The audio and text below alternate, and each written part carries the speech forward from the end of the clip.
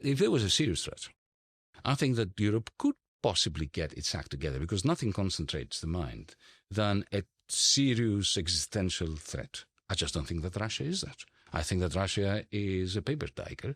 Russia can't even, they're expending all their resources. They're killing so many of their own people, so many Ukrainians to win one village every 2 weeks. This is a beat up in Europe. We have to come to our senses. Essentially, what we're doing is we're keeping Putin in power and very, very strong by portraying him as a new Hitler. If we thought he was the new Hitler, a decent argument can be made. It's not one I would make, but I can hear somebody saying rationally and convincingly that Putin is the new Hitler and the new threat to Europe. Well, if that is the case, why are we not sending troops to the Ukraine? Because we are bloody hypocrites. We don't really believe that Putin is the new Hitler, but we are sending arms to the Ukrainians to win an unwinnable war. And the result is that Ukraine will be decimated. Russian Democrats will continue to be under the thumb of Putin because this war strengthens Putin within Russia, the Russian Federation, both economically. The Russian economy is doing really very well. Don't hear those people who say that it's about to collapse. It is not about to collapse. The military Keynesianism there works, and it can work for much longer than we will be alive. So Europe has got it completely wrong. In a sense, we're working very furiously against the interests of Europeans and world peace. I think the threat could be real. It's not real for now. I mean, there's no way that Putin could fight NATO and fight Ukraine. He is not in a position, and he will not be as stupid as Hitler in fighting two wars that he will then end up losing both. The bigger danger is that we are seeing a characterization or a sort of a war hungriness. I observed this amongst friends, amongst people. I had not seen this in Europe. People who want to fight. And they don't want to fight themselves. They want somebody else to fight. They want other people to fight. That's a difference before the First World War. I remember there was a quote by Max Weber, the sociologist, who was aging at the time already. He must have been in his 60s. And he says, if only I could fight against the French, this would be the greatest thing that could ever happen. Because they hadn't been in war like for 40 years, and that they got bored. And I get a sense there is a certain amount of we could achieve glorious victory. And people thought Ukraine would be sort of the country that could defeat Russia, and then were disappointed when that didn't happen, because people deluded themselves with dollar GDP statistics to think that Russia was really small, because at one point the dollar GDP of Russia was the size of Spain. In fact, Russia's bigger than Germany, if you actually look at it in purchasing power. And if you look at it from a geostrategic point of view, purchasing power is what matters, because it matters how many tanks they can get. It's not a matter what, because if you cut them off the dollar markets, the dollar GDP is not really a relevant metric.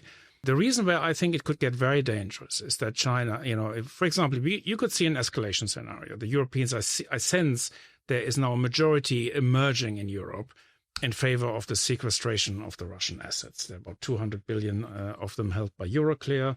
There are also additional assets held in member states. Such folly. If that were to happen, we agree completely. It would be an absolute disaster. There would be lawsuits which the EU would lose. There may be lawsuits the EU would probably lose inside its own country, inside the EU itself. But Russia could declare this as an excuse for war, because a grab of that amount, 200 billion euros. This is not sort of oligarchs money. This is money Europeans paid Russia for gas and oil. So this is money we consumed, money we paid for consumption that we made. This is not sort of stolen money.